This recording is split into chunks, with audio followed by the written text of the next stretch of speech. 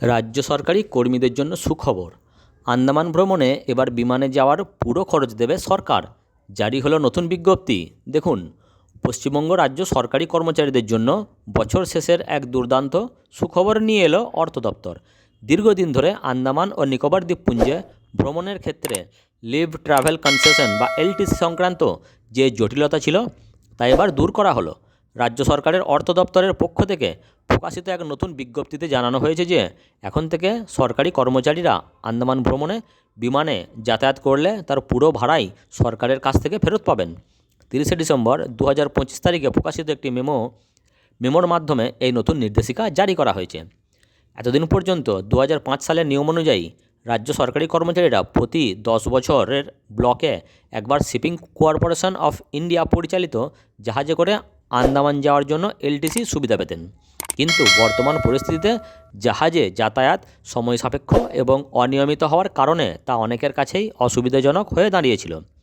ফলে বাধ্য হয়ে অনেকেই বিমানে যাতায়াত করছিলেন, কিন্তু সমস্যা ছিল ভাড়ার বিলে।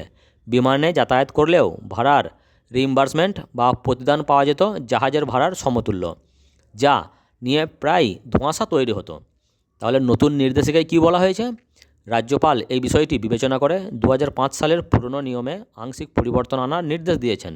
নতুন নিয়ম অনুযায়ী যে সমস্ত রাজ্য সরকারি কর্মচারী আন্দামান ও নিকোবর দ্বীপপুঞ্জে এলটিসির সুবিধা নিয়ে ভ্রমণ করতে ইচ্ছুক, তারা এখন থেকে ইকোনমি ক্লাসে বিমানে যাতায়াত করতে পারবেন এবং টিকিটের প্রকৃত মূল্যই দাবি করতে পারবেন। তবে এর জন্য কিছু নির্দিষ্ট শর্ত মানতে হবে। অর্থ দপ্তরের বিজ্ঞপ্তি অনুযায়ী বিমানে ভ্রমণের ক্ষেত্রে নিম্নলিখিত শর্তগুলি পূরণ করতে হবে। যাত্রা শুরুর স্থান কর্মচারীকে তার কর্মস্থল বা হেডকোয়ার্টার্সের নিকটবর্তী ভারতের কোনো বিমানবন্দর থেকে যাত্রা শুরু করতে হবে।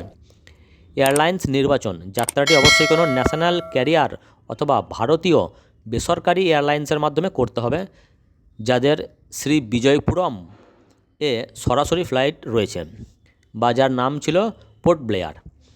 টিকিট বুকিং, বিমানের টিকিট সরাসরি সংশ্লিষ্ট এয়ারলাইন্সের বুকিং কাউন্টার অথবা তাদের অফিসিয়াল ওয়েবসাইট থেকে বুক করতে হবে। কোনো থার্ড পার্টি অ্যাপ বা এজেন্টের মাধ্যমে বুকিং গ্রহণযোগ্য নাও হতে পারে। ভাড়ার সীমা, রিইম্বার্সমেন্ট বা প্রতিদান হিসেবে যে অর্থ পাওয়া যাবে তা টিকিটে উল্লেখিত প্রকৃত বিমান ভাড়ার মধ্যেই সীমাবদ্ধ থাকবে।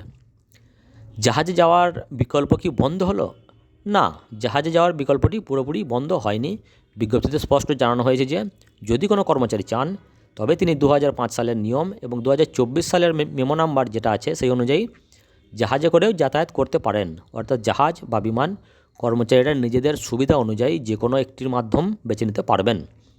এই নতুন নির্দেশিকা জারির তারিখ অর্থাৎ 30শে ডিসেম্বর 2025 থেকেই কার্যকর বলে গণ্য হবে। অর্থ দপ্তরের এই সিদ্ধান্তে স্বভাবতই খুশির হাওয়া সরকারি কর্মচারী মহলে।